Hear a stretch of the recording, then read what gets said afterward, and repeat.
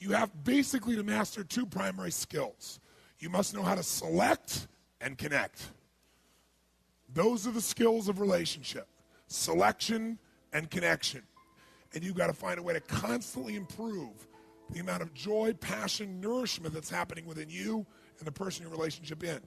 If you want to have not just a lover, a husband, a wife, a boyfriend, a girlfriend, whatever your language is, if you want more than that, you want a raving fan. A raving fan is somebody, if you were going to use a business metaphor, since there's so many business owners in the room, satisfies customers, leave. I'll say it again. Satisfies customers, leave. If they get a much better deal, much better opportunity, they'll leave. But a raving fan customer never leaves. And I'll give you a good metaphor in business. Apple computers did everything it could do to screw up and upset their customer base years ago, didn't they? In fact, they almost went under. They didn't make enough software. And a lot of companies and people that were Apple lovers. Now, people who use Microsoft, those individuals, how do you feel? Who uses Microsoft products and services? Great. And give me an emotional sound for how you feel about that company. Who here uses Apple products and services? And I didn't even have to ask them to make a sound. Did you notice that? Make the sound Apple products. How do you feel about Apple as a company? Now, it's only, 10% of the room, but almost everybody booed for Microsoft, which has the dominant marketplace, and they cheer for Apple. And the difference is people who use Apple are raving fans. Your goal in a relationship, above all else, is you want to make sure that you make this person who's in your life your raving fan. And there's only one way to do that. Worship them, not just love them. You got to worship them.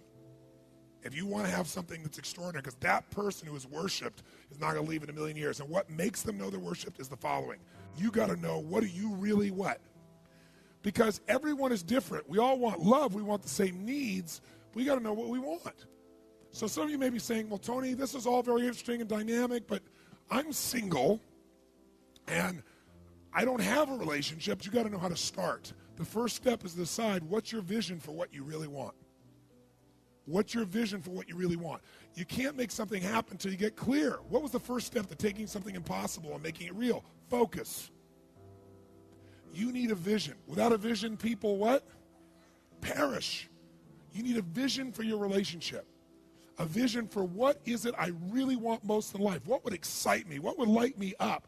And I don't just mean a vision of what that person's supposed to look like and be like, or what values they have. That could be part of the vision. But also, what is your vision for what this relationship would create in the world that would inspire you to be in this relationship? Because without a vision of what the relationship's going to be, you're going to settle for whatever shows up. All you got to do is get a vision that is so compelling to you, so exciting and so clear that you get so much emotion, you'll figure a way to make it happen. And you might say, but I'm already in a relationship. Well, remember I said the two skills you got to have is select and connect? The first and most important selection you're going to make in your life, well, I'll tell you this first. 95% of the happiness you're going to have in life is going to come from who you select as your partner. So we're going to get absolutely clear about what is it you really want, because it's impossible to get there otherwise. I'll tell you what helped me. And this will be if you're brand new and you're single. The best way to do this is you sit down, you write down every single thing on earth you could ever want in the ultimate partner in life, your ultimate mate, your ultimate lover. Mental, emotional, physical, spiritual, the way you guys would pitch and catch, what you would do together, how you'd share. But every detail, a level of specificity that normally you would think is insane. And then you got to make a second list, I learned. And I did this years ago. I made this list, and I read it. It was pretty cool. And then I got in a relationship, and in that relationship, I kind of let it grow because of what most people get in a relationship with. I didn't select consciously. What makes a relationship work is things in common. Similar values, right? Similar dreams or goals or loves or desires. What makes a relationship work is having things in common. Because what that gives you is the emotion of certainty that allows you to open up and connect. People like people who are like whom? Themselves. So you like this person, And you have certainty about this person. You have connection with this person because you have a connection through interests or values. And you have certainty because, hey, they're like me. So what makes a relationship work is things in common. What makes a relationship passionate is uncertainty, not knowing, and differences. This is the critical understanding. Can you have both in a relationship simultaneously? Yes or no?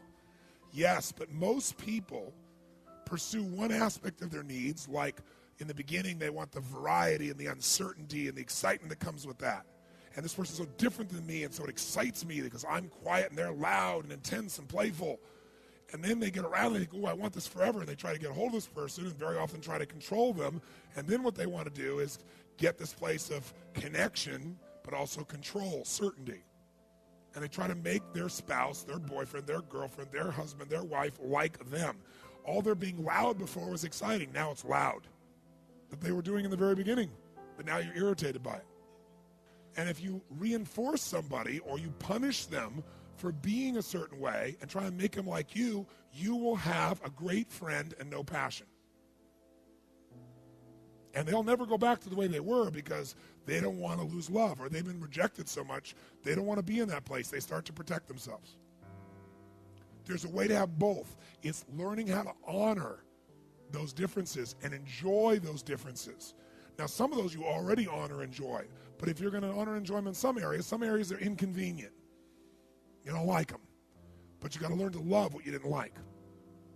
So, but are there some things that are so different than you that they would destroy a relationship? Yes, like you have certain values that are the core of who you are, and if somebody has the opposite, it'd be pretty hard for you to really sustain a quality relationship. So the place to start, you make your list of everything you want. Then you make your list of everything, and the second list is really critical. Everything that you must not have in a relationship. Not should not. There's lots of things you prefer not to have, but must not have. By the way, you can get everything you want in a relationship and get 2 or 3 things you must never have, and it'll destroy it. And I'm going to show you that process. Because even if you're not in a relationship, how many would like to have a way to evaluate whether or not this is the right relationship or not for me? And it saved my life to have the ability to do that. But I'll tell you the first thing I did, I thought everything in my life that I've ever created, I went back and did what I asked you to do. What did I create that was impossible? How did I do that? I began to think about it. I always started by focusing on what I wanted, not where I was. Isn't that true? Only focus on what you want to create. So I said, okay, what am I committed as a soul to have in a relationship with a woman? What do I want in that relationship? And then what can I not have? I made these lists, and I wrote it for about 9 or 10 pages. Maybe by the time I was done with a mix-up list, I might end up with 12. But I'm talking about details, ridiculous details. And then, interestingly, as I read that, I knew what I had to do because I could look at that list, and I did one more thing. I wrote what I must have in a relationship, mental, emotional, physical, spiritual, everything. What I must not have in a relationship with a woman. And then my third one was, what kind of man would I have to be to attract that quality of woman? Instead of saying, how come I don't have this person? Because if you focus on the outside, it'll always be screwed up because you'll always blame somebody else. So I went, okay, clarity first. What do I need? What am I committed to? What do I want? And clarity, what must I be for that type of person to be in my life? How many follow these steps?